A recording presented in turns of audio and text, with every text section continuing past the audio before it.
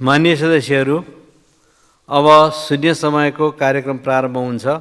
शून्य समयमा बोल्न चाहनुहुने माननीय सदस्यहरूको लागि 1 मिनेटको समय निर्धारण गरिएको छ। सर्वप्रथम माननीय सदस्य बिना लामालाई बोल्न समय दिन्छु। सम्माननीय सभामुख महोदय, रसुवा जिल्लाको आमा छोदिङमो गाउँपालिका हुँदै धादिङ र रसुवाको बोर्डर सोमदाङ रुबी भ्याली हुँदै अवैध रूपमा सुन तस्करहरू बिकबिकी बढेका छन्। यसको रोकथामका लागि त्यहाँ सुरक्षा व्यवस्थापन आजसम्म हुन सकेको छैन। सीमा सुरक्षाको निम्ति पटक पटक गृह मन्त्रालयमा सीमा सुरक्षा क्याम्प व्यवस्थापन गरियोस् भनेर पनि माग गरेका थियौँ, तर आजसम्म सीमा सुरक्षा क्याम्प व्यवस्थापन गर्न सकेको छैन, जस कारणले गर्दा त्यहाँ घाँस दौरा गर्ने जनसमुदाय त्रासमय जीवन बिताउन विवश भइरहेका छन्। म गृहमन्त्रीज्यूलाई ध्यानकर्षण गराउन चाहन्छु कि जनताको रक्षक बनिदिनुहोस्, ताकि सुन तस्करहरूको सहजकर्ताको रूपमा होइन, जनताको रक्षक बनेर ती 2 जिल्लाको समुदायको जनसमुदायलाई चाहिँ रक्षक बनेर अभिभावकत्व निभाउनको लागि त्यहाँ सुरक्षा क्याम्पको व्यवस्थापन गरिदियोस् भनी ध्यानकर्षण गराउन चाहन्छु। धन्यवाद। जय राष्ट्रवाद। माननीय सदस्य विराज भक्त श्रेष्ठ।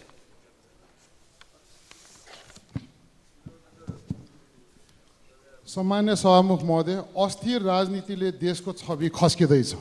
सरकार परिवर्तनको प्रभाव विदेश स्थित नियोग र राजदूतावासहरूमा देखिनु दुःखद छ। लामो समयदेखि राजदूत नियुक्ति हुन सकेको छैन। 2 ठुला दल मिलेर बनेको सरकार छ, तर राजदूत नियुक्तिमा ढिलाइ किन? के भागभन्दा कारण हो?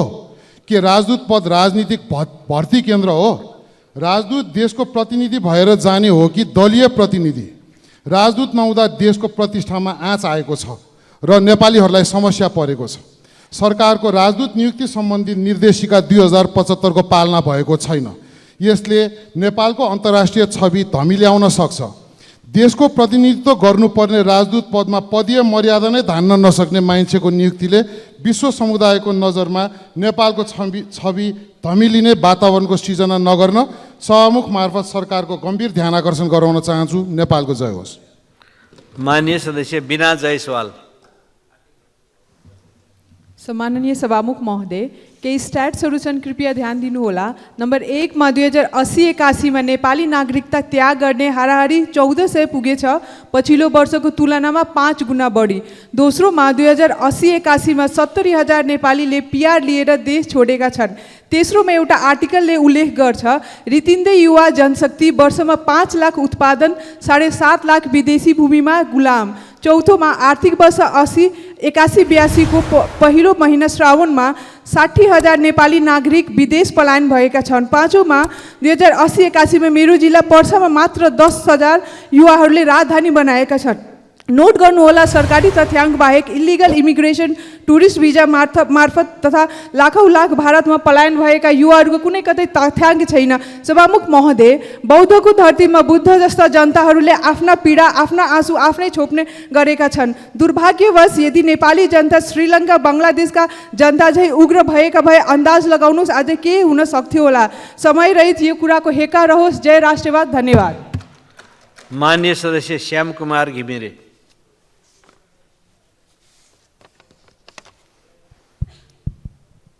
सम्मान्य सभामुख महोदय,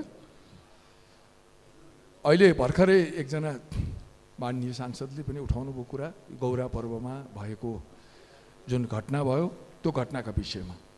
गौरा पर्व विशुद्ध एउटा सांस्कृतिक कार्यक्रम हो, एउटा संस्कृतिको परिचय पनि हो सुदूरपश्चिमको, र त्यो कार्यक्रममा जुन ढङ्गको प्रस्तुति भयो त्यो उच्छृङ्खल र अराजक व्यवहार नै थियो।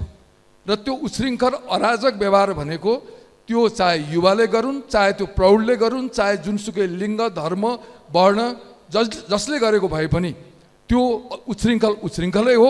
र त्यस्तो कुरालाई लिएर संसदमा जुन कुराहरूको प्रश्न हामीले उठाउन थाल्यौँ भने हामीले मुलुकलाई र समाजको संस्कृतिलाई कतापट्टि लाँदैछौँ, यो कुरामा मैले गम्भीरतापूर्वक संसदकै ध्यान आकर्षित होस् भनेर मैले भन्न चाहेँ। धन्यवाद।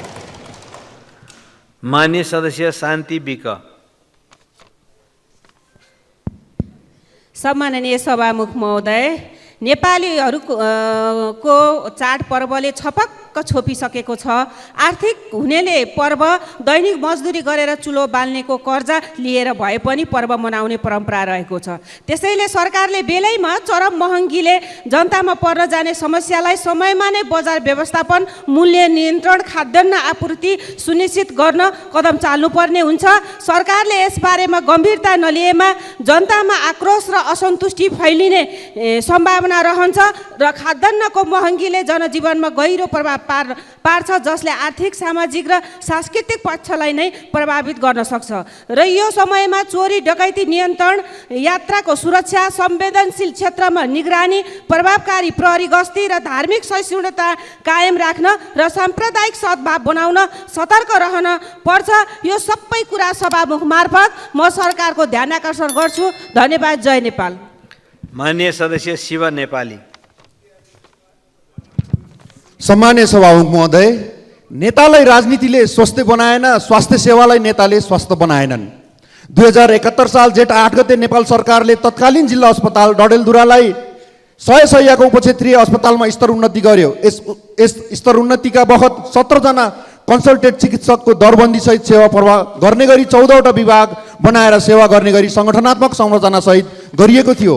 तत्कालीन यो उपक्षेत्रीय अस्पताल कहिले प्रदेश मातहत त कहिले सङ्घीय सरकारको मातहत राख्ने भन्ने बारे ठुलै होडबाडी चल्यो र पछि सङ्घीय सरकारको मातहतमा राख्ने निर्णय भयो र 2075 साल फागुनमा यो अस्पतालको नाम फेरियो र डडेलधुरा अस्पताल भयो। विशिष्ट विशेषज्ञ चिकित्सकको सेवा प्रवाह गर्ने गरी 500 बेड वृद्धि सहित विशिष्ट अस्पताल बनाउने निर्णय गरेको थियो। दुर्भाग्य भन्नुपर्छ, यो डडेलधुराबाट 5 पटक प्रधानमन्त्री बनिसक्नु भएको छ, तर स्वास्थ्य अवस्था यस्तो छ।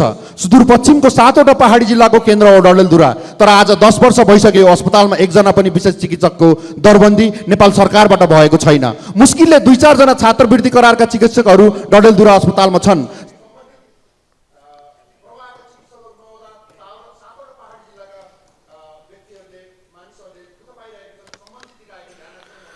माननीय सदस्य शिशिर खनाल। सम्माननीय सभामुख महोदय, मैले पटक पटक उठाएको विषयमा फेरि ध्यान आकर्षण गर्न चाहे। यो रिङ रोड मूलतः गङ्गबु सामुकोशी क्षेत्रमा पर्ने बित्तिकै भैँसीले आल खेल्ने पोखरी जस्तो हुन्छ। यो यहाँबाट 5 किलोमिटर टाढाको यो अवस्था देख्दा पनि सरकार किन आँखा बन्द गरेर बसेको हो। त्यस्तै गरी नेपाल टारबाट डाँडा गाउँको 1 किलोमिटरको बाटोमा 4 व्हिलर बाहेक गाडी नै नचल्ने जस्तो भएको छ। साङ्ला बिहानी चोकमा धान रोप्न पर्ने जस्तो स्थिति छ। यहाँबाट 10-15 किलोमिटरको अवस्था यस्तो छ। सडक विभाग भने पोलमा सबै लेख्दै गरेको छ। बरु उसको त्यो एनर्जी स्रोत पैसा चाहिँ सडक मर्मतमा लगाए जनताले अलिकति शास्ति कम पाउँछ कि। धन्यवाद। माननीय सदस्य शेरबहादुर कुँवर। सम्माननीय सभामुख महोदय, 2081 जेठ 27 गते अछाम जिल्लाको चिलतडा र दैलेखको खिड्की युला बिचमा रहेको कर्णाली पुल भत्किँदा 2वटा खच्चर मरेका थिए र 13वटा खच्चरको उद्धार गरिएको थियो। त्यति बेला भाइरल नै भएको थियो। त्यहाँ वारपार गर्ने विद्यार्थीहरू, दैनिक आवाजात गर्ने विद्यार्थीहरू वारिपारी पढ्ने 100को सङ्ख्यामा छ। अहिले त्यो पुलको न त मर्मत गरिएको छ, न त कुनै वैकल्पिक व्यवस्थापन गरिएको छ। यो असुविधाबाट त्यहाँका जनताहरू वञ्चित छन्। सम्बन्धित निकायको म ध्यान आकर्षण गर्न चाहन्छु। अर्को विषय सभामुख महोदय, अब हामी दसैँ तिहारको बेला काठमाडौँबाट घर फर्किनेहरूको निकै सङ्ख्या बढ्नेछ। अहिले राष्ट्रिय राजमार्गदेखि गाउँघरका सडकहरू छेदविच्छेद छन्। त्यसैले म सरकारको ध्यान आकर्षण गर्न चाहन्छु कि यी सडकहरूलाई सहज बनाएर मर्मत गरेर अब घर फर्कने जनताहरूलाई सहज बनाइयोस् र उनीहरूलाई यातायातको सुविधाको लागि सरकारले ध्यान दियोस्। धन्यवाद। माननीय सदस्य शोभा ग्यावाली।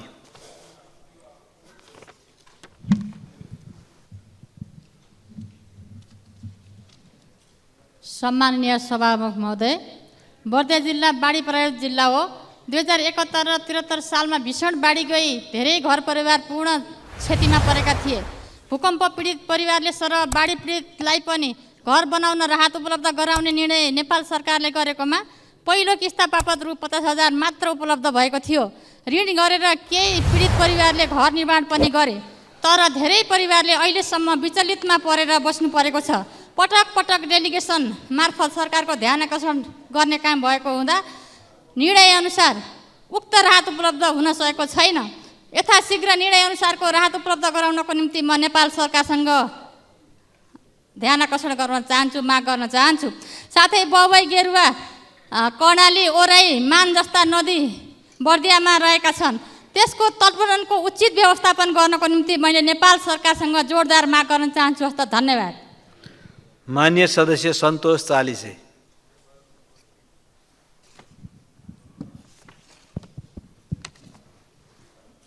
सम्मान्य सभामुख महोदय, नजिकै आइरहेको ठुला चाडहरूको विषयमा नै म भन्न चाहन्छु।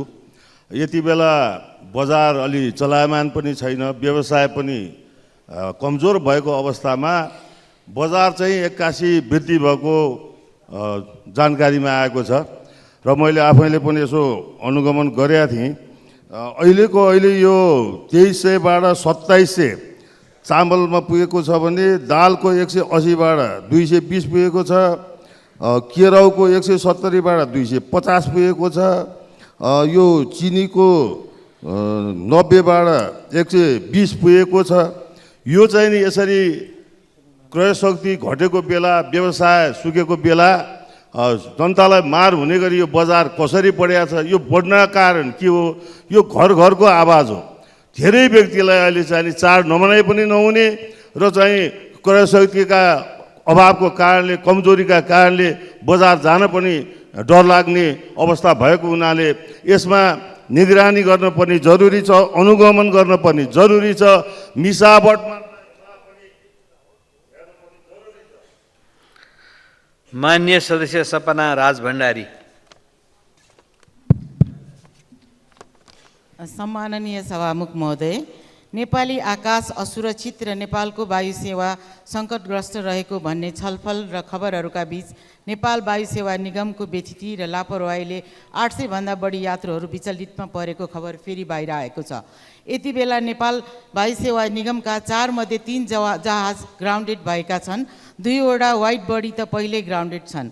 अहिले सगरमाथा नामको न्यारो बडी जहाजको बिग्रिएको हाइड्रोलिक बनाउनु पर्नेमा नबिग्रेको हाइड्रोलिक खोल्दा त्यसको सिल च्यातिएर समस्या आएको भनिँदैछ। यसमा नराम्रो ग्लु टाँसेर जहाज उडाउन खोजेको भन्ने कुरा पनि बाहिर आएको छ। वास्तविकता के हो? छानबिन गरी सरकारले तुरुन्त कारवाही गरियोस्।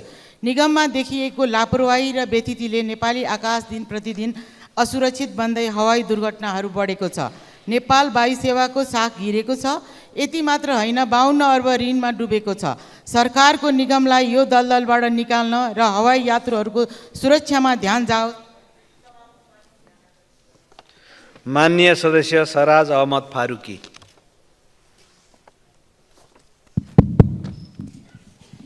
सम्मानीय सभामुख महोदय, कपिलवस्तु जिल्ला कृषिमा आत्मनिर्भर बनाउनलाई युवा लक्षित कृषकहरू माछा, तरकारी लगायत विभिन्न किसिमका फलफुल अर्ग्यानिक मल उत्पादनमा लागेर स्वदेशमा रोजगारी सृजना गरेका छन्। तर नेपाल सरकारले स्वदेशमै उत्पादित माछा, मासु, तरकारी, फलफुल तथा गडियाउला अर्ग्यानिक मल खादको खरिद बिक्री केन्द्र तथा कोल्ड स्टोरेजको उचित व्यवस्थापन नहुँदा कृषकहरूले उत्पादन गरेको वस्तुहरूको उचित मूल्य नपाएर आफ्नो देश छोडेर विदेश बाध्य भएका छन्। सभामुख महोदय मार्फत कपिलवस्तु जिल्लाभित्र व्यवस्थित खरिद बिक्री केन्द्र तथा कोल्ड स्टोरेजको व्यवस्थापन गरी युवा कृषकहरूलाई विदेश जानबाट रोक्न कृषि मन्त्रालयको ध्यान आकर्षण गराउँछु, जोरदार माग गर्दछु। धन्यवाद। माननीय सदस्य सरिता भुसाल।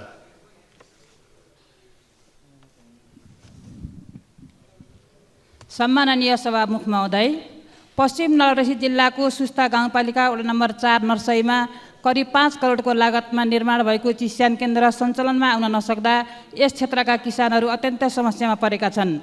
केरा खेतीको पकेट एरिया मानिने प्रतापपुर र सुस्ता गाउँपालिकाका किसानहरू उत्पादित केरा भण्डारण गर्न नपाउँदा सस्तो मूल्यमा बेच्न बाध्य भएका छन्। उखु खेतीबाट समस्याग्रस्त भएपछि केरा खेतीतर्फ लागेका किसानहरू बजारीकरण, सिँचाइ र चिस्यान घरको अभावमा केरा खेतीबाटै पलायन हुने अवस्थामा पुगेका छन्। जमिनको बहुउपयोग गरी केरा खेतीभित्रै आलु, काउली, भान्टा, लौका, साग जस्ता अन्य तरकारीहरू उत्पादन गरे पनि भण्डारण गर्न नपाउँदा कुहाएरै फाल्नुपर्ने अवस्था छ। सभामुख महोदय, 2079 सालमा निर्माण सम्पन्न भए पनि केही प्राविधिक पक्ष र कार्यविधि बन्न नसक्दा करोडौँको लागतमा निर्माण भएको चिस्यान घर प्रयोगविहीन अवस्थामा छ। तसर्थ आवश्यक प्रक्रिया पुरा गरी तत्काल चिस्यान घर सञ्चालनमा ल्याउन सरकारको ध्यान आकर्षण गर्दछु। धन्यवाद। माननीय सदस्य डाक्टर स्वर्णिम वाग्ले। सम्मान्य सभामुख महोदय, मेरो निर्वाचन क्षेत्र तनहु अन्तर्गत आबु खैरेनीमा हरेक वर्ष कृष्ण जन्माष्टमीको दिन भव्य मेला हुने गरेको छ। अस्ति 10 गते पनि राम्रो कार्यक्रम भयो, तर अलिअलि खल्लो भयो। एउटा डेङ्गीको महामारी फैलिँदै गएको र त्यसभन्दा 3 दिन अगाडि चाहिँ एउटा भारतीय पर्यटकहरूको बस त्यहीँ आबु खैरेनीकै मर्स्याङदीमा खस्दाखेरि 27 जना पर्यटकहरूको मृत्यु, 16 जना घाइते र 1 जना अझै बेपत्ता भएको खबर आएको छ। यो रोड सेफ्टीको बारेमा धेरै मान्य सांसदज्यूहरूले कुरा राखिसक्नु भएको छ। यसमा इमर्जेन्सी मोडमै हामीले काम गर्नुपर्ने छँदैछ। त्यो सँगसँगै केही भारतीय टुर अपरेटर्सहरूले आएर मलाई यो भिजिट तराईबारे एउटा क्याम्पेनको बारेमा जानकारी दिनुभएको थियो। झन्डै 3 करोड भारतीय मध्यमवर्गीय पर्यटकहरू अहिले विदेश जाने गरेका छन्। हामी कहाँ विमानबाट जम्मा 3 लाख मात्रै आउने गरेका छन्। यसलाई सजिलै राम्रो रोड पूर्वाधार भइदिने हो भने, अब ग्यान्जेटिक प्लेन्सपट्टि पारिपट्टि ठुलो लगानी भएको छ, यतातिर पनि हामीले गऱ्यौँ भने चाहिँ यो रोड सेफ्टीको कुरा पर्यटन अभिवृद्धिसँग पनि हामीले गाँच्नुपर्ने मत म राख्न चाहन्छु। धन्यवाद। माननीय सदस्य शान्ति चौधरी।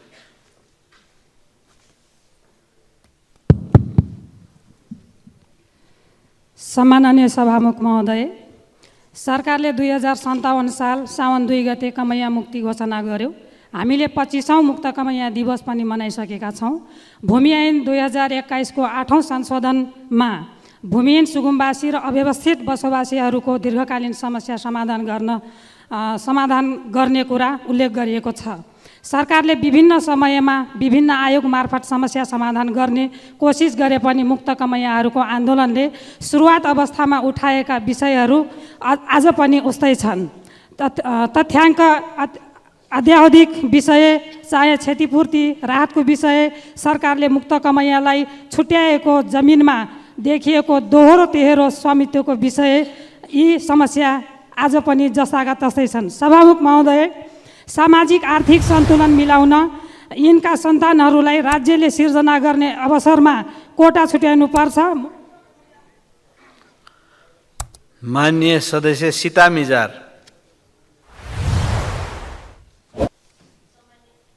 सभामुख महोदय, काठमाडौँ उपत्यका लगायत ठुला सहरमा धेरैजसो सार्वजनिक सवारी साधनको सिट सही अवस्थामा नहुने, सिट बेल्ट नहुने, सिट कभर सफा नगर्ने, सिटमा बस्दा किला काटी अड्किएर कपडा च्यातिने जस्ता असहज अवस्था देखिन्छ।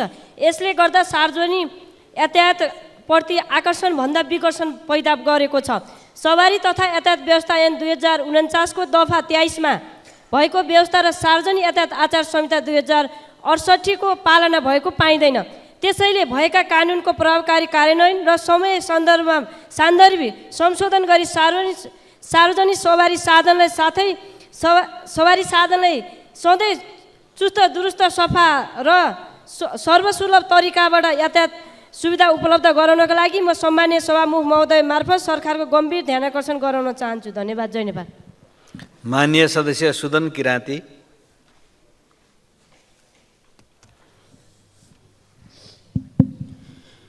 सभामुख महोदय, सरकारको कमजोरी औँलायो भने भन्छन् लौ न हनिमुन मनाउनु दिएन। परिस्थिति हेर्दा हामीलाई हनिमुन मनाउने छुट छैन। सरकारको मन पोल्दैन भने राष्ट्रघाती र जनघाती काम गरेर होइन नगरेर हनिमुन मनाउनु पर्यो। जादुमय ढङ्गले बनेको यो सरकार जन्मकालमै धेरै प्रश्नहरू जन्मेको थियो। आफूले आफ्नै कारणले धेरै प्रश्नहरू थप्दै आउँदाखेरि आज जनता आक्रोशित भएको छ। सभामुख महोदय, एउटा कथा छ। बादशाह नाङ्गै सडकमा हिँडिरहेको थियो। उसको भजन मण्डलीले बादशाहको साह्रै राम्रो वस्त्र छ भनेर भनिराखेको थियो। तर एउटा सानो बच्चाले बादशाह त नाङ्गै पो छ भनेपछि बादशाहले थाहा पायो। त्यो बादशाहले त त्यो बेला थाहा पायो, तर यो बादशाहले त हजारौँ युवाहरूले नाङ्गै छ भन्दा पनि थाहा पाएन। हाम्रो सरकारको जनानी, संसदको अभिभावक सम्माननीय सभामुख महोदयले नै बादशाह त नाङ्गै भुतुङ्गै भइसक्यो भनेर भनिदिनु पर्यो। सभामुख महोदय। माननीय सदस्य सुमना श्रेष्ठ।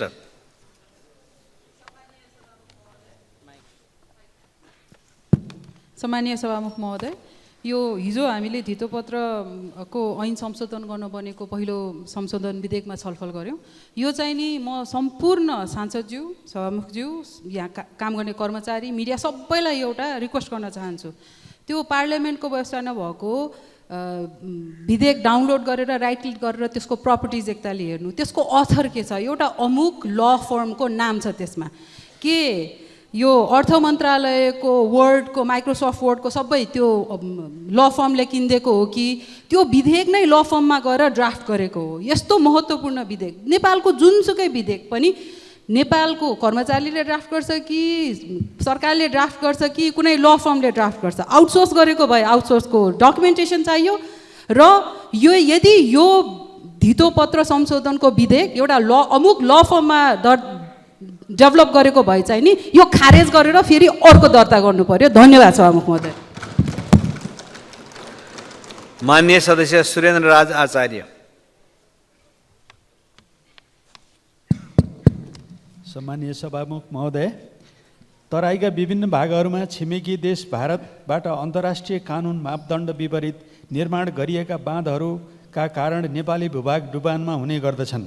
कपिलवस्तु जिल्लाको यशोधरा गाउँपालिका वडा नम्बर 5, 6, 1 र मायादेवी गाउँपालिकाको वडा नम्बर 4 का किसानको 1000 हेक्टर बढी जग्गा भारतमा निर्माण गरिएको महली सागर बाँध, बजाहा ताल बाँध र मजौला ताल बाँधका कारण हरेक वर्ष धानबाली नष्ट हुने गर्दछ। यसको दीर्घकालीन समाधानका लागि दुई देशबीच कूटनीतिक वार्ताद्वारा समस्याको समाधान गर्न सभामुख मार्फत सरकारको ध्यान आकर्षण गर्दछु। धन्यवाद। माननीय सदस्य सुशीला सिरपाली ठकुरी।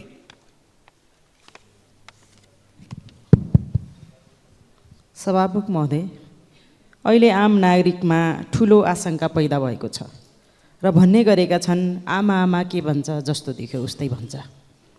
यो सरकार भ्रष्टाचारको विरुद्ध सुशासन र सामाजिक न्याय सहितको देश निर्माणको लागि भन्दा पनि बढी चिन्ता चासो जता देखा परेको छ, यसले त्यही पुष्टि गर्छ। भुटानी शरणार्थी प्रक्रियामा कुशलपूर्वक भूमिका निर्वाह गरिरहेका प्रहरी प्रशासनका प्रमुखहरूमाथि हस्तक्षेप गर्नु, बिना कारण सोडा गर्नु, विद्युत प्राधिकरणका 2 जना बोर्ड सदस्यमाथि तानाशाही प्रवृत्ति देखाउनु र त्यतिले मात्र नभएर बिचौलियाहरूको योजनामा सिधै विद्युत प्राधिकरणको प्रमुख कुलमानलाई हटाउनु खोज्नु, यी यस्ता गतिविधिले सरकारको उद्देश्य प्रष्ट हुन्छ। होइन भने भ्रष्टाचारको निवारण ऐन 2059लाई सरकारले लागू गर्नेतिर किन जोड गरिराखेको छैन? म सभामुख महोदय मार्फत सरकार त्यतातिर लागोस् भन्ने कुरामाथि जोड गर्न चाहन्छु। माननीय सदस्य सूर्य प्रसाद ढकाल।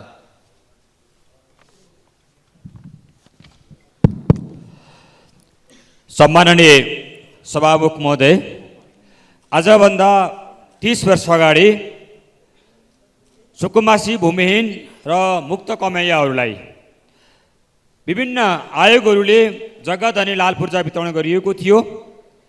त्यो जग्गा धनी लाल पूर्जा वितरण गर्दा ती जग्गा धनी लाल पूर्जामा 10 वर्षसम्म कुनै लाल पूर्जामा 10 वर्षसम्म बेच्न नपाइने, दान दिन नपाइने कुरा उल्लेख छ भने कुनै लाल पूर्जामा समय अवधि उल्लेख छैन। त्यसो भनेको पनि आज 30 वर्ष व्यतीत भइसकेको छ। ती मुक्त कमैयाहरू जो आजभन्दा 30 वर्ष अगाडि बाउले प्राप्त गरेको जग्गा आज बाउ बितेर गइसकेका छन्, तर छोराहरूको नाममा त्यो जग्गा हस्तान्तरण भइरहेको छैन। 2 दाजुभाइहरू छुट्टिएका छन्, त्यो जग्गा दाजुभाइको नाममा अंश बन्न भइरहेको छैन। आज त्यो जग्गा अन्य जग्गा धनी लाल पूर्जा प्राप्त गरेका व्यक्तिहरूले जस्तै उनीहरू ब्याङ्कमा राखेर कारोबार गर्न पाइरहेका छैनन्।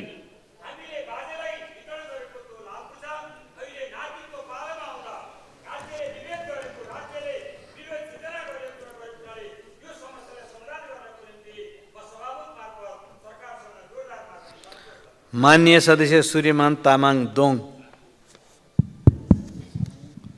सभामुख महोदय, काभ्रे जिल्ला केन्द्रीय सरकारको आँगनमा छ सरकार सभामुख महोदय, तर काभ्रे धुलखेल खावा खण्डको सडक खण्ड आज पनि दुलम्बे छ।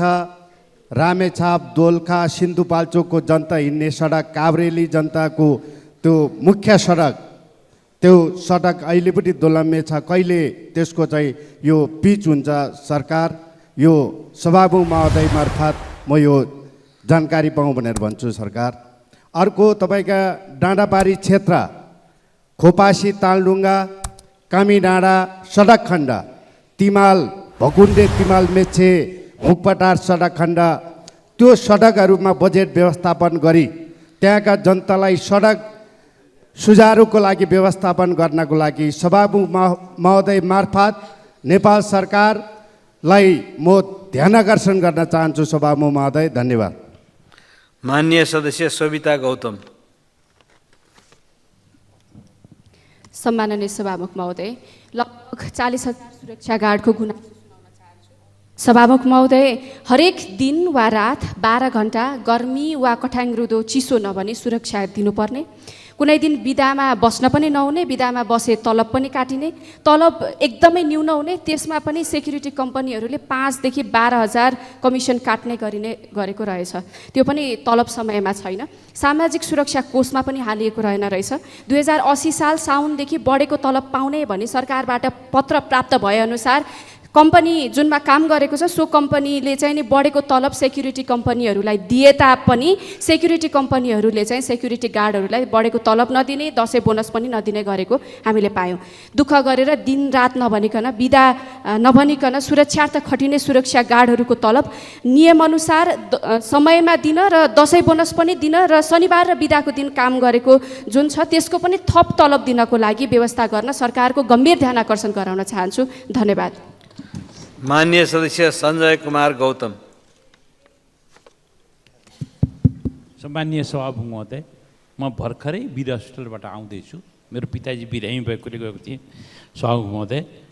त्यो वीर हस्पिटलमा दैनिक 2800 देखि 3000 बिरामीहरूको चाप रहेछ सभामुख महोदय। त्यहाँ एउटा मात्रै एमआरआई मसिन उपलब्ध रहेछ। एमआरआई गर्ने मान्छेहरूले 1 महिना कुर्नुपर्ने परिस्थिति छ वीर हस्पिटलको, र त्यस्तै गरेर सिटी स्क्यान गर्न पनि 1 हप्ताभन्दा धेरै समय कुर्नुपर्ने देखियो सम्माननीय सभामुख महोदय। पेटी स्क्यान त छँदै छैन, पेटी स्क्यानको त व्यवस्थै छैन।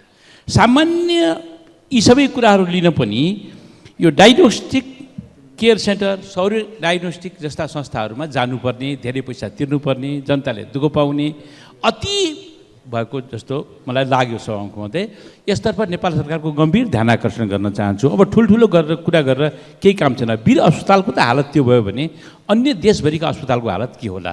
त्यही कारण मेरो स्वास्थ्य मन्त्रीज्यू मार्फत नेपाल सरकारलाई म आग्रह गर्न चाहन्छु, सभामुखज्यू मार्फत उहाँहरूलाई, कि योतिर ध्यान दिएर सानो सानो कुरामा ध्यान दिउँ। जनताले साह्रै दुःख पाए, स्वास्थ्य उपचारलाई प्राथमिकता दिइयोस् र सांसदज्यूहरूलाई पनि र निजामती कर्मचारीहरू।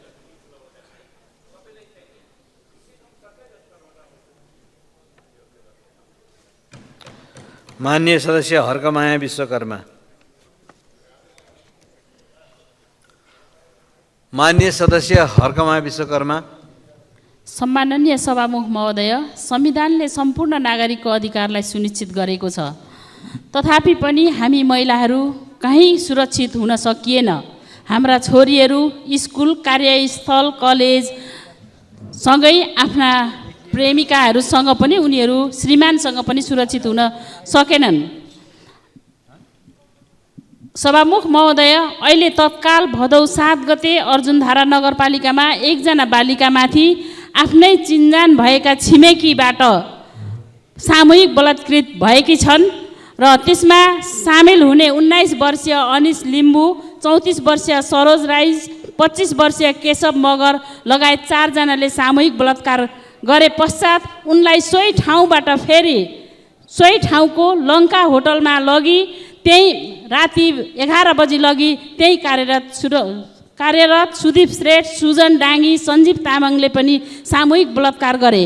तत्पश्चात उनलाई घरमा पुर्याइदिए। पुर्याएपछि बालिकालाई अस्पताल लगियो र उपचार गरी। मान्य सदस्य हितबहादुर तामाङ।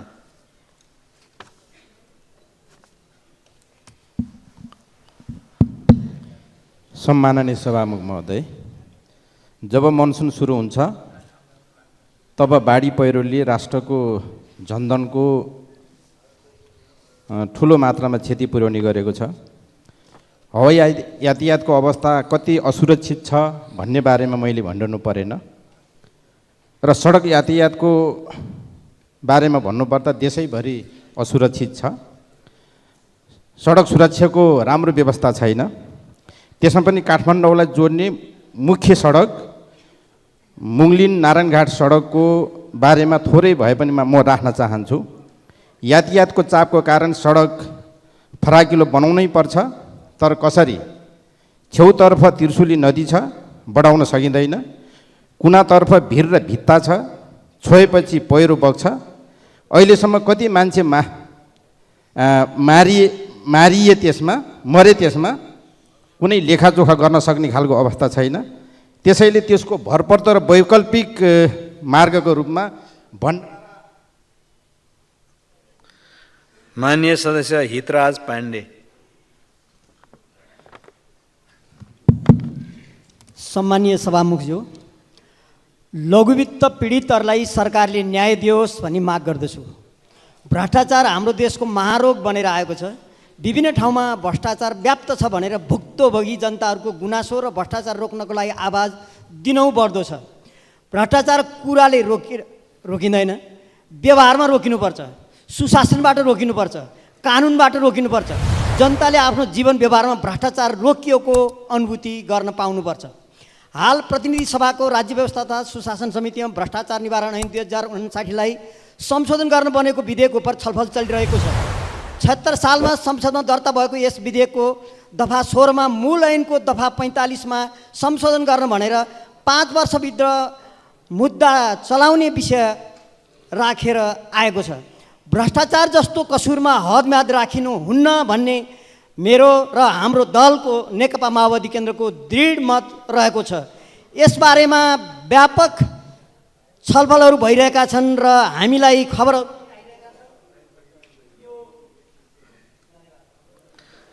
माननीय सदस्य हेमराज राई।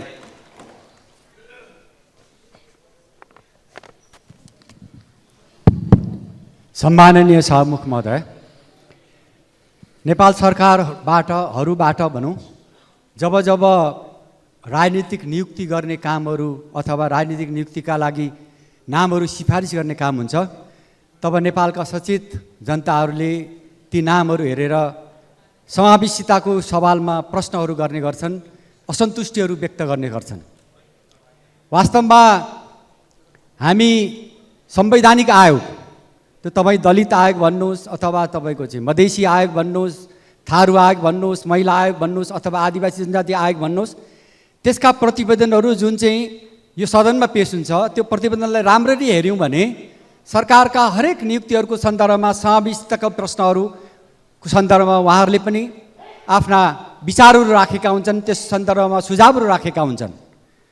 नेपालको संविधानले समावेशितालाई समानुपातिक समावेशिताको रूपमा प्रस्तुत गरेको छ। सभामुख महोदय, संविधान माननीय सदस्य हृदयराम थानी।